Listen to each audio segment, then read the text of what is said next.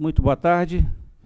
Queria cumprimentar aqueles que estão chegando agora nesse período da tarde para a nossa atividade. E vamos dar início agora ao segundo painel, Revolução Industrial e o Brasil na Divisão Internacional do Trabalho.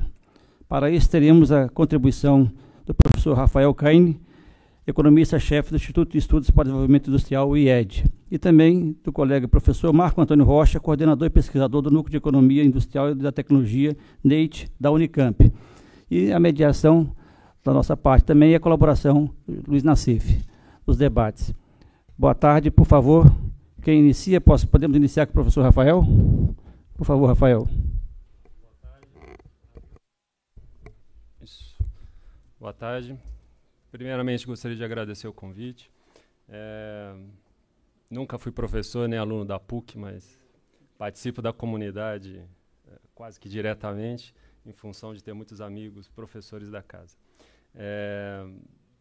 Não sou professor, feliz ou infelizmente, oscilo ainda entre feliz e infelizmente. Sou só economista do IED. Bom,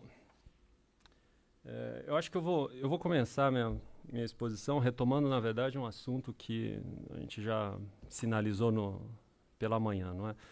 Eu acho que o tema Indústria 4.0 é relevante porque talvez seja um dos poucos novos temas econômicos na agenda, principalmente, vamos dizer, após a forma mais revelada da crise que a gente passou nos últimos anos, né? À exceção desse assunto, a gente acho que está ainda muito preso a agendas e argumentos, debates e preocupações que se arrastam já há um bom tempo, né? Em parte, porque a gente não resolve esses problemas, né? Bom, dito isso, então, o primeiro ponto é parabenizar pelo tema da mesa, não é? Além disso, eu acho que é uma discussão capaz de equacionar dois nós do debate. O primeiro deles é, enfim, a relação Estado-mercado, né? Já há alguns anos, né? Quer dizer, há quem nunca esqueceu esse debate, mas o argumento de que a gente precisa de um Estado mínimo ou de que o Estado brasileiro é grande voltou com força no debate econômico, principalmente na imprensa, e é um debate que, enfim, é equivocado, como todos nós acho que concordamos, mas também idiosincrático, né? Ou seja, vamos dizer, fora do Brasil, os termos da discussão não é mais esse, não é de mais ou menos Estado, de Estado forte, Estado fraco, Estado mínimo. A questão é quais interações Estado e mercado são capazes de estabelecer, e se essas interações são capazes de gerar um ciclo vicioso em direção ao desenvolvimento econômico, não é? Então, desse ponto de vista, se existem viúvas do desenvolvimentismo, também existem viúvas do consenso de Washington, né, vamos dizer assim, porque essa é uma discussão, não vou dizer superada, mas pelo menos os termos dessa discussão são outros fora do Brasil, não é? O segundo tema importante, que eu acho que o segundo nó que o tema Indústria 4.0 é capaz de dar um norte, né, de equacionar, é a oposição entre política social e política industrial, né? Eu acho que, principalmente depois de 2015, com o ajustamento fiscal, os argumentos de que é uma coisa ou outra, né, acho que ganharam força no debate público, né? O Marco tem desenvolvido esse tema, então acho que vou deixar passar para ele depois avançar nessa discussão. Mas é uma oportunidade para trabalhar esses dois nós, mas também é preciso que esses dois nós sejam trabalhados, né? Em primeiro lugar, porque, né, a política de indústria 4.0, no resto do mundo, é em grande medida baseado, depois de 2012 para frente, em cima de políticas industriais, né? Ou seja, é um fenômeno que precede, né, as medidas de política industrial, ou seja, o desenvolvimento tecnológico subjacente à indústria 4.0 já estavam ocorrendo, tanto é que algumas dessas tecnologias não são relativamente novas, ainda que tenham avançado com velocidade. Mas isso foi incorporado, né, pelas políticas públicas, vamos dizer assim, porque nem todo país, né, assume que é uma política industrial, né, e acaba sendo uma coluna vertebral, né, da ação do Estado para o desenvolvimento econômico a partir de 2012, 2011, 2012, depende do país, como uma resposta a um desempenho macroeconômico e social muito aquém, né, do período pré-crise global, ou seja, antes de 2008, 2010. Né. Desse ponto de vista, foi criado um consenso de que, olha, o núcleo, né, o grande problema desse desempenho macroeconômico inferior é porque países perderam muito, né, da sua capacidade, suas competências industriais, que ampliou, né, a desigualdade social. Então, para equacionar esse problema, seria importante reinternalizar parte da produção industrial nesses países, inclusive como forma de acelerar as transformações tecnológicas, porque reconhece, né, uma interação entre inovação e produção industrial. Né?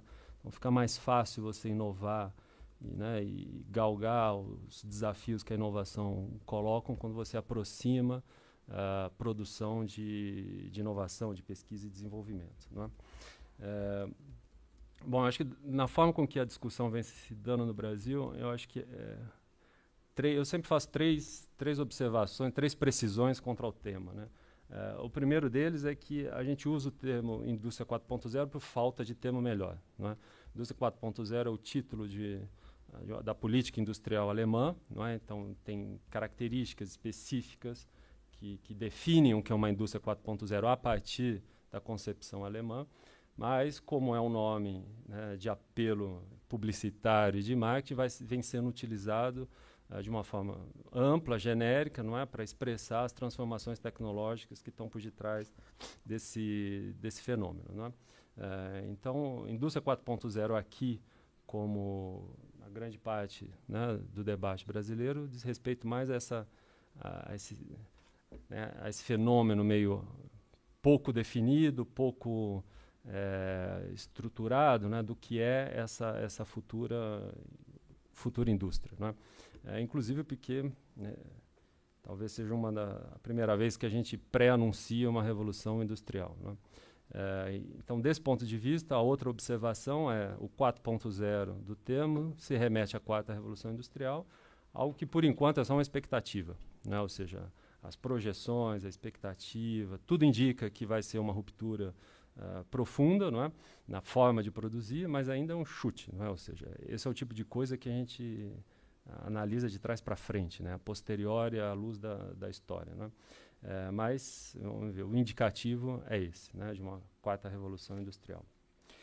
E a terceira precisão, e talvez a mais importante delas, é que todas as tecnologias por detrás disso que a gente vem chamando de indústria 4.0 não se restringem ao setor industrial. Né?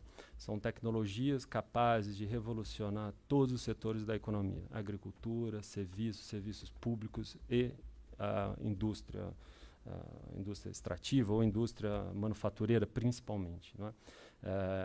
Então, também não é uma agenda só industrial, é uma agenda de desenvolvimento econômico a partir de uma nova matriz, ou de uma nova base tecnológica. Né? Então, essas três precisões são importantes para a gente tentar ir, né, restringindo, ou pelo menos tornando o debate algo um pouco mais, né, consistente, mais rígido. Né? Não sou eu que vou fazer isso, provavelmente será a academia, mas é importante desde já dizer que, olha, vai além da indústria 4.0, né, as transformações tecnológicas vão além daquilo que a gente vem chamando de indústria 4.0. Bem, sem mais delongas, no final das contas, quais são essas tecnologias? Não é? Enfim, evidentemente eu não sou um tecnólogo, então não esperem de mim definições muito precisas sobre quais são essas tecnologias.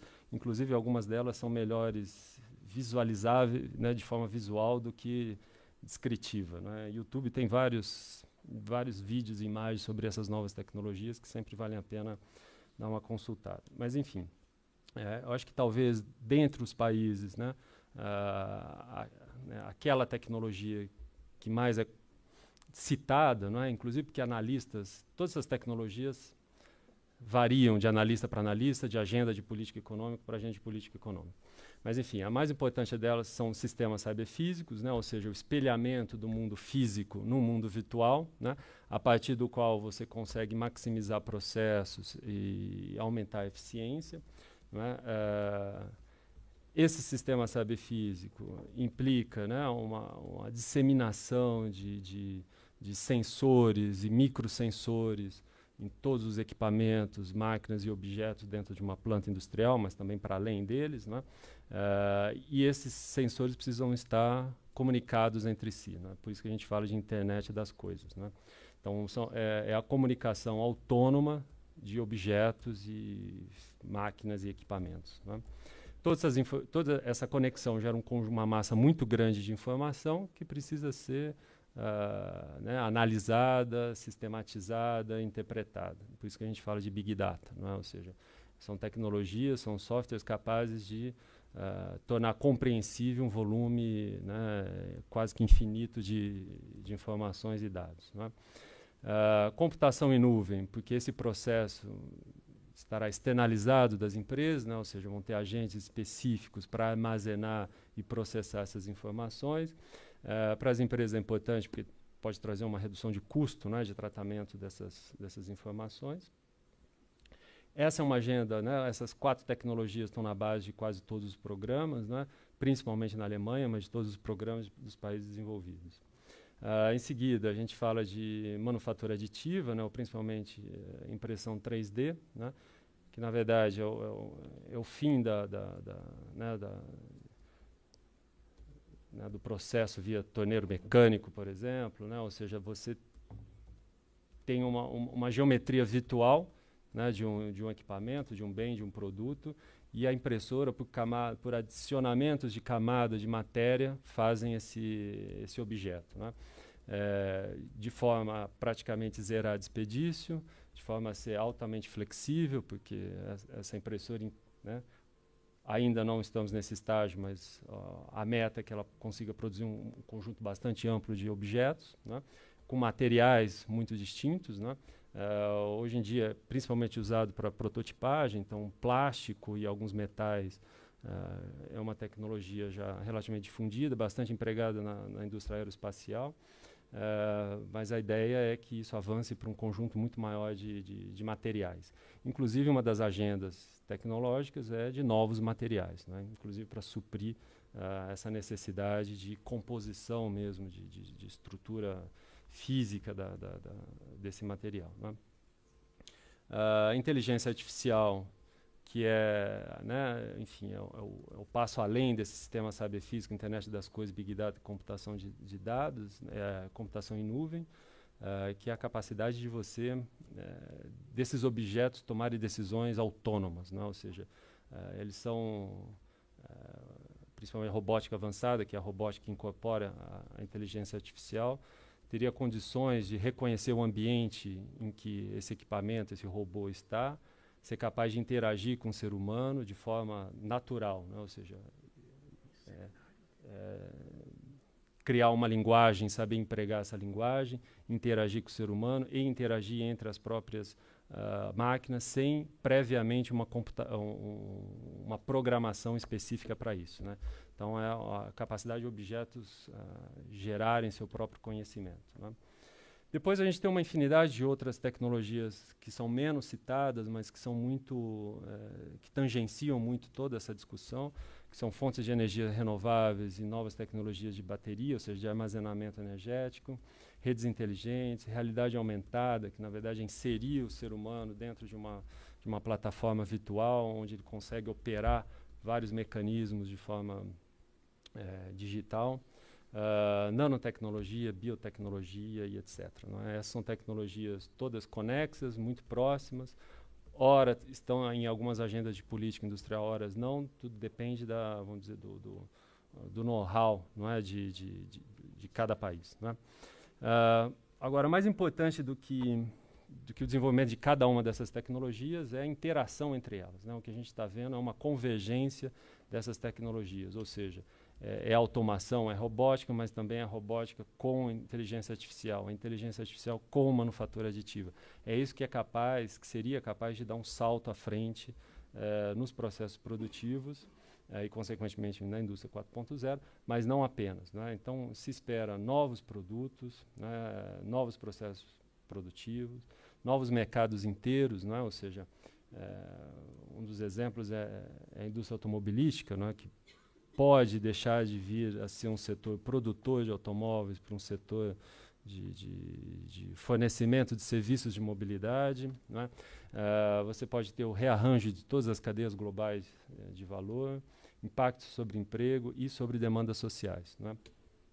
Muitos países veem no desenvolvimento dessas tecnologias a saída para resolver desafios sociais dos mais importantes, como envelhecimento, como aquecimento global, mobilidade urbana e etc., né? E é por isso que a gente fala de quarta revolução industrial, né? São todas essas potencialidades de transformação que não se restringe à indústria, que não se restringe ao processo produtivo, né? Para dar alguns exemplos, né? Vejamos, a indústria, o que a gente chama de manufatura aditiva, né? As impressões 3D e sistema cyberfísico, né? No limite, a promessa é você extinguir economias de escala, né? Ou seja, o custo de produzir uma unidade será o mesmo custo de produzir 1 milhão de unidades, né? Obviamente, isso é o desejável, não é para isso que se trabalha, ainda está longe de acontecer, mas o objetivo é esse, não é?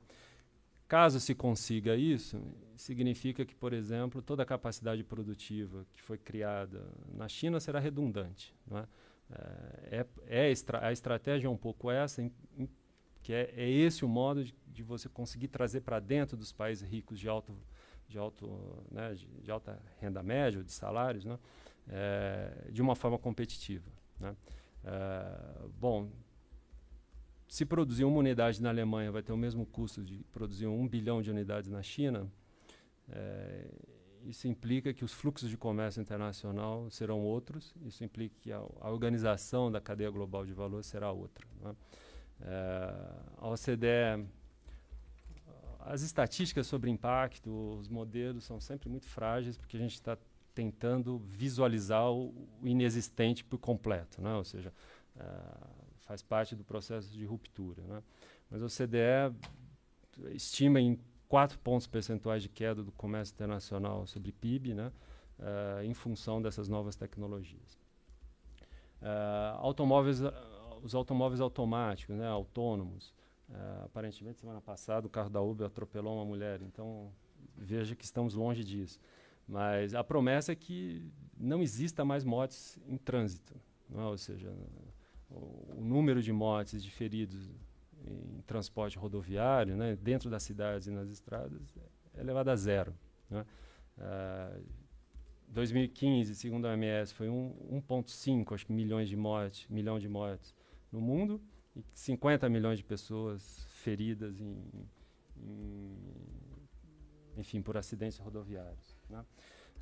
Comércio varejista, não é? As associações dos Estados Unidos prevêem uma queda até 2022 de pelo menos 1/4 dos shopping centers do país irão fechar, né, em função do comércio online. Emprego, a estimativa que eu vi é McKinsey, 5% das profissões devem desaparecer até 2020, deixa eu ver se eu aqui, até 2055. Mas não é só o desaparecimento isso com as tecnologias de automação já existentes. Então não tem nenhum grande, no modelo deles não tem nenhum um novo salto tecnológico ali, é simplesmente a difusão daquilo que já existe, né? E depois 60% das profissões deve ter pelo menos 30%, ou seja, 1/3 das suas atividades que vão desaparecer, né?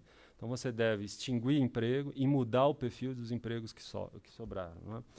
Evidentemente, nesse cálculo não tem aquilo que vai ser criado, que pode ser criado, mas aí realmente é difícil prever. E o que se espera, na verdade, é que sejam, né, funções de alta qualificação, né?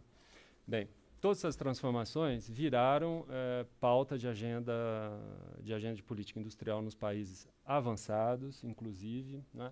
inclusive naqueles com uma tradição um pouco mais, não vou dizer nem que não haja uma tradição, mas são um pouco mais dissimulado, né, como os Estados Unidos, principalmente Reino Unido, que praticamente perdeu a indústria, exceto farmacêutica ou algo do gênero que ainda é forte ali. Mas todos começaram a desenvolver, resgatar a política industrial e no núcleo, né, no coluna vertebral dessa política industrial, a indústria 4.0 ou a aceleração das inovações tecnológicas subjacentes àquilo que a gente está chamando de indústria 4.0. Né. O IED tem feito um conjunto de estudos a partir das experiências das grandes potências industriais, né. Então, a exceção é a Itália, porque não tem uma agenda nacional, tem a Lombardia que está fazendo alguma coisa, mas não é uma agenda nacional, e o Brasil, que ainda está construindo, né, a sua agenda. Esperamos que esteja construindo. Na melhor das hipóteses. Né? Pelo menos os agentes estão se mexendo, né? Mas está um pouco confuso ainda, mas pelo menos vem ser uma agenda que vai somatizando, né, algum apoio, pelo menos no setor industrial, que foi visto como uma das, né, vamos dizer, a política industrial como uma das causas da crise econômica no Brasil recentes. Né. Bom, a experiência geral, eu acho que são 3 grupos, né, acho que dá para separar em 3 grupos, talvez um quarto com o Brasil ali. O primeiro deles, acho que são países onde a indústria, por mais que tenha passado por processo de desindustrialização, ele foi muito menos profundo do que em outros países, né? Ou seja, mantiveram, né, uma competência industrial importante, uma participação da indústria no PIB importante, como é o caso da Alemanha, do Japão e da Coreia do Sul. Né?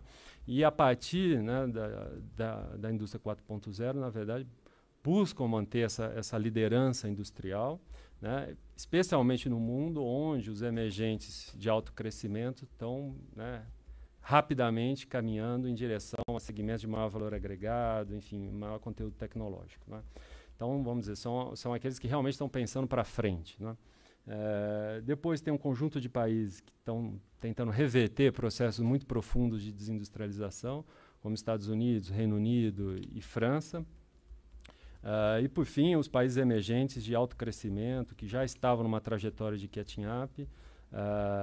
E, desse ponto de vista, né, a indústria 4.0 é mais um passo nessa trajetória de catching up, inclusive como reação, né, às políticas dessa natureza nos países desenvolvidos. Né, ou seja, incorporam a discussão da indústria 4.0 porque percebem que a fronteira, né, tecnológica está se movendo, inclusive com o apoio dos governos dos países centrais. Né? E o Brasil, na verdade, tem uma oportunidade de retomar um processo de catching up esquecido lá atrás. Né? Então, para a gente a situação é sempre muito mais difícil dentro desse conjunto de países aqui, mas não que seja fácil para muitos deles. Né? Então, no fundo, graficamente, é como se a gente estivesse lá no primeiro quadrante, esses países já de liderança industrial, né? Em vermelhinho os emergentes, né? Com a China claramente mais industrializada do que a Índia, e no outro quadrante inferior aqueles países que sofreram uma desindustrialização muito forte, né? Onde a Índia tem feito um esforço bastante grande, que vai muito além de indústria 4.0, para fortalecer a sua indústria, e o Brasil, que está ali perdido, como foi dito, perdido no meio desses países de alta renda e que também não está numa trajetória de catching up como a Índia, mas numa trajetória, né, de perda de participação da indústria no PIB e no emprego. Bem, quanto tempo? 10 a mais, perfeito. Aqui são alguns detalhes, eu não vou entrar muito nessas questões, porque, enfim, é sempre exaustivo e entediante. Mas a indústria 4.0 na Alemanha é o paradigma, né? É o paradigma, inclusive, para as outras economias industrializadas, como o Japão, como Inglaterra, como Estados Unidos, como França. Né? É quem primeiro, né, vamos dizer, dá nome, dá corpo a isso que está acontecendo. Né? Vem da plataforma Indústria 4.0, que na verdade não era uma política industrial, não era uma política de Estado, né? era uma interação entre os institutos de pesquisa, os famosos institutos Fraunhofer, da universidade e das empresas, não é? Ou seja, essas tecnologias já estavam em desenvolvimento, as empresas já tinham competências nelas, o que estavam fazendo era tentar encontrar sinergias para acelerar o processo, não é? Isso começa lá em 2011, em 2015 isso vira um componente, né, de política pública na Alemanha. E aí sim você tem capacidade maior de coordenação, um envolvimento maior do Estado e dos agentes públicos nessa agenda, né? Então é uma estratégia bastante consensual, é uma estratégia que vem de baixo para cima, não é? O compromisso é bastante forte, inclusive, não é? Ainda que, por exemplo, recursos financeiros sejam baixos, né? Acho que os programas diretamente vinculados à indústria 4.0 prevêem um gasto de 200 milhões de euros, né? O que é muito pouco, né? Agora, veja que não é... A questão é você redirecionar o seu sistema de inovação para priorizar e acelerar o desenvolvimento dessas tecnologias, né? E aí o volume de recursos é muito maior, né? A gente tem uma preocupação muito grande com o tecido industrial como um todo, ou seja, fazer com que a disseminação dessas tecnologias, a produção e a disseminação dessas tecnologias se dê no conjunto de empresas alemãs, não é? E não só nas suas líderes, não é? A gente sabe que o sistema industrial alemão é muito caracterizado por média e pequena empresa, inclusive de alto conteúdo tecnológico, voltado ao mercado de bens de capital. Então, a ideia aqui é você fazer com que o sistema como um todo incorpore e produza essas tecnologias, não é? Japão e Coreia do Sul também têm uma trajetória de continuidade aí de grande investimento em ciência e tecnologia, não é? Porque ciência e tecnologia, na verdade, a política de inovação acaba sendo, né, a coluna vertebral da política industrial quando a gente fala de indústria 4.0, né? Então, esses países já têm uma tradição nessa agenda, não é? E o que eles fazem é tentar acelerar ainda mais, não é? Todos aqui, principalmente Japão e Coreia do Sul, têm uma agenda ambiciosa de payoff, de resultados, né? Coreia do Sul, por exemplo, são 30 mil fábricas até 2025, fábricas inteligentes, né? Ou seja, automatizadas, incorporando inteligência artificial, 800 empresas provedoras de inteligência artificial. Então não é só você incorporar tecnologia, mas é de criar, ser líder na criação dessas tecnologias. E tem componentes setoriais, né? Ou seja, maior parte, ou muitos desses países, não abriram mão de medidas setoriais. Por mais que os setores aqui não sejam os setores convencionais, que a gente está acostumado às vezes a lidar, estão mais preocupados, né, com a interação entre algumas atividades tradicionais, mas ainda estão voltados para algumas áreas, para a gente não chamar de setor e ter alguma confusão, não é? Aqueles que estão um pouco mais atrás, que estão tentando resgatar a importância da indústria nas suas economias, e veja, aqui quando eu falo indústria é a produção industrial mesmo, né? Até porque o sistema de inovação americano, por mais que tenha problemas, continua sendo um dos principais do mundo, né? Aqui um pouco a inveja daquilo que a Alemanha preservou e eles abriram mão, né? Ou seja, institutos de pesquisa capazes de conectar a comercialização de uma inovação e a produção dela, né? O chamado Vale da Morte, né? Ou seja, você fazer com que rapidamente uma nova tecnologia, uma descoberta científica se transforme num produto final ou num serviço final, né? Então a gente tem uma ênfase na formação de institutos à semelhança dos institutos Fraunhofer na Alemanha. São 15 nos Estados Unidos, são 10 no Reino Unido. Estados Unidos a agenda é um pouco menos consensual do que na Alemanha, tanto é que o financiamento desses institutos demorou para sair, foi uma briga do governo Obama, ou da burocracia via administração Obama, né? Inclusive porque era naquele período de fiscal cliff, então, enfim, realmente o Congresso não estava querendo aprovar esse orçamento.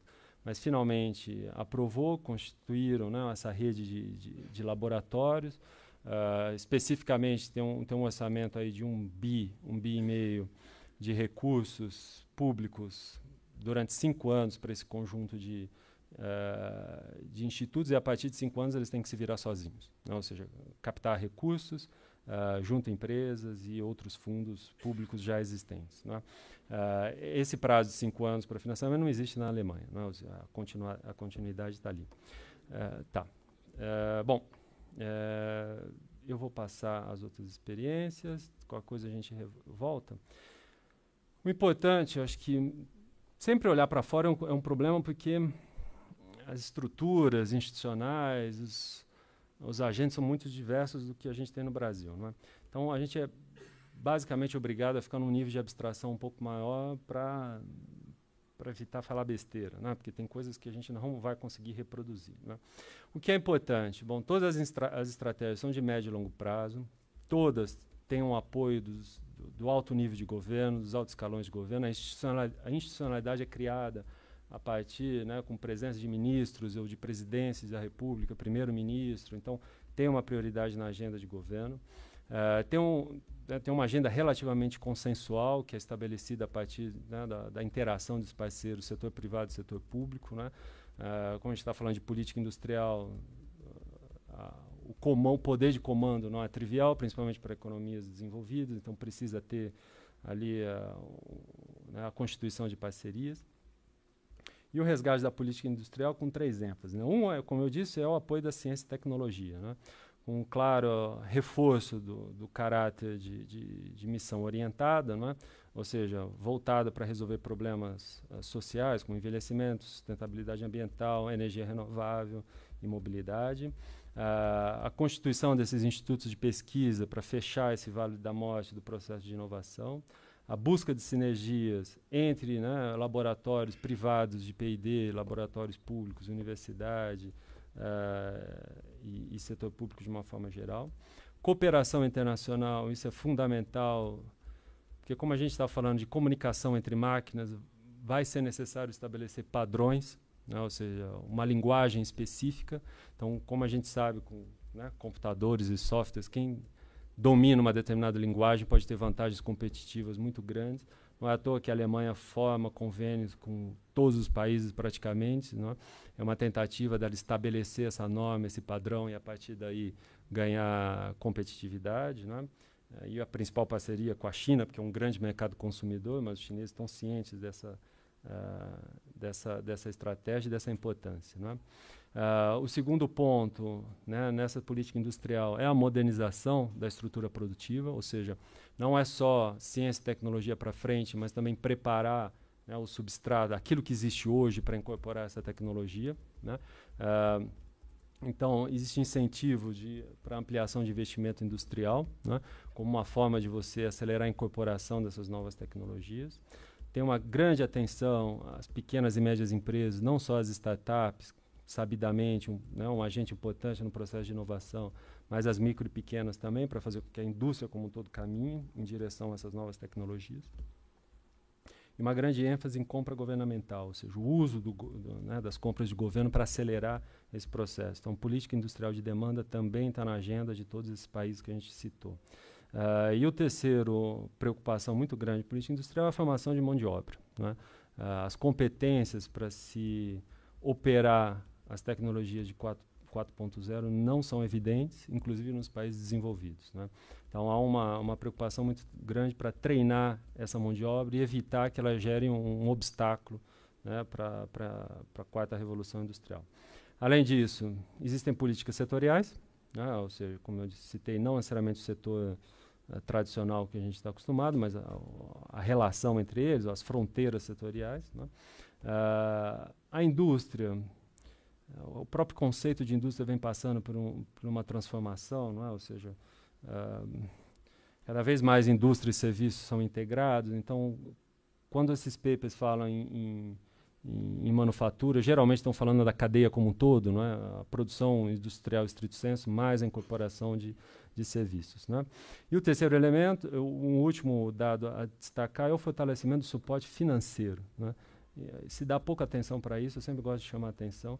20% dos 135 bancos de desenvolvimento que existem no mundo foram criados depois dos anos 2000.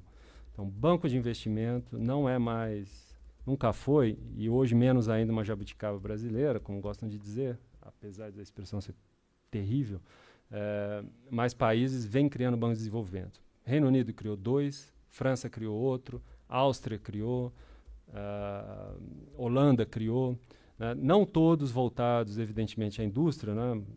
São bancos de desenvolvimento, uns mais voltados a micro e pequena empresa do que a um setor específico, mas todos com funding relativamente regulamentado, com condições diferenciadas de financiamento, né? Bom, alguns apontamentos rápidos, meu tempo está acabando, depois a gente retoma na discussão, né? E Brasil, né? O ponto de partida é dos piores, né? Ou seja, a gente tem 3 anos de grave crise, uma recuperação que com muito custo a gente chama de recuperação, não é? A gente é obrigado a qualificá-la, porque na verdade as variações nem sempre são negativas, então cresce, né? O governo olha e fala, se tem um sinal positivo é uma recuperação, não é? Mas ela é lenta e descontínua, né? Ou seja, é um processo muito frágil, que em nada, né, faz frente ao processo que a gente viveu nos 3 anos de crise industrial. Aí, né? Esse é um processo de agravamento de uma trajetória, né, de esgarçamento, de perda de participação da indústria na economia. Então, o processo de industrialização é mais antigo que isso. Essa é só mais uma etapa desse processo, né? Bom, o Brasil é uma economia de baixo investimento, né, ou seja, por todas as razões e distorções macroeconômicas e microeconômicas também que a gente comentou de manhã. É uma economia que investe pouco. Se é uma economia que investe pouco, a sua condição de incorporar e de entrar na indústria 4.0 é baixa, né? E a gente tem um atraso tecnológico muito grande nas empresas, né? O último dado que eu tenho de cabeça, não vi, enfim, eu ouvi, eu não li, então eu não sei exatamente como foi calculado, da BIMAC, é que vamos dizer, a idade média do maquinário da indústria brasileira tem 15 anos, o que é relativamente velho, né? Semana passada, do setor automobilístico, de autopeças, me disse que no ramo automobilístico há 17 anos, a idade média dos bens de capital empregados, né? Então você tem uma base, né, para incorporar essas novas tecnologias muito antigas, né? Porque quando a gente fala de indústria 4.0, parte dessas inovações podem ser adaptadas aos bens de capital já existentes. Você tem uma margem de conversão ali, né?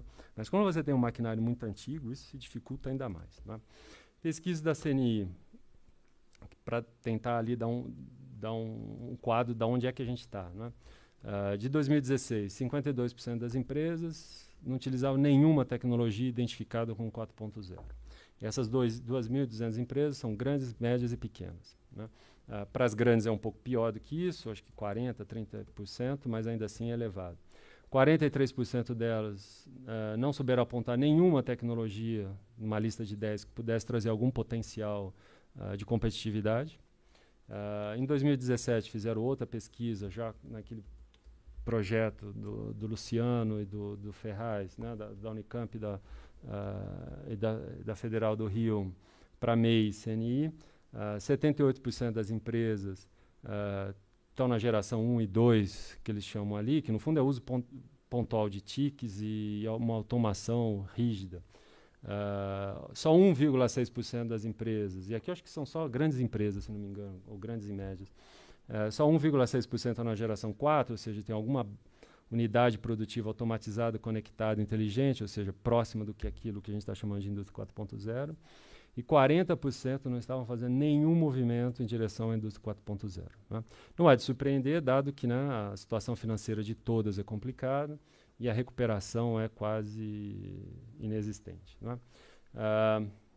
Em seguida, a gente tem uma baixa prioridade de ciência e tecnologia no Estado, não é? Ou seja, o orçamento do MCTIC, né, e do MEC foram cortados nessa agenda de restrição orçamentária, coisa que não aconteceu no país desenvolvido, não é? Ou seja, em 2009, 8, 9, 10, quando as empresas foram obrigadas, enfim, a retrair investimento em P&D, o setor público aumentou seus gastos em P&D, criaram mecanismos de subsídio, subvenção do P&D justamente para, pelo menos, manter isso que é visto como estratégico para permanência da competitividade do sistema produtivo, né? A despeito disso tudo, os nossos agentes do sistema de inovação estão se mexendo, né? À tarde, acho que o Bruno, que acho que chegou ali da BDI, vai, né, certamente falar o que a BDI está fazendo a respeito, né? FINEP, FAPESP, a MEI, enfim, todos os agentes estão tentando incorporar essa agenda. Agora, todos estão sujeitos, né, à égide do ajustamento fiscal, o que faz com que os agentes do setor público tenham lá suas restrições, né? E por hora me parece que falta maior coordenação desses movimentos dos nossos agentes, né? E o último ponto, né, e talvez o mais importante, mas que eu nem destaquei tanto assim, é que tem tempo, não é? Ou seja, essas tecnologias devem gerar algum impacto mais visualizável em 10, 15 anos, né? Ou seja, há tempo para a gente correr atrás, só que ou isso vira prioridade hoje, ou essa janela se esgota, não é? Países desenvolvidos também encontram dificuldades, né? Micro e pequenas empresas na Alemanha, por exemplo, também é um problema, tanto é que faz parte da agenda de política do país incorporar esses agentes na onda 4.0, porque eles também têm muita dificuldade de incorporar, não é? Então, as dificuldades também não são inexistentes para os players que estão muito mais que estão na nossa frente, não é? Mas ou isso vira prioridade hoje, ou a gente vai ficar para trás, e ficar para trás tem impactos bastante adversos que a gente pode discutir depois. Obrigado. Obrigado, Rafael.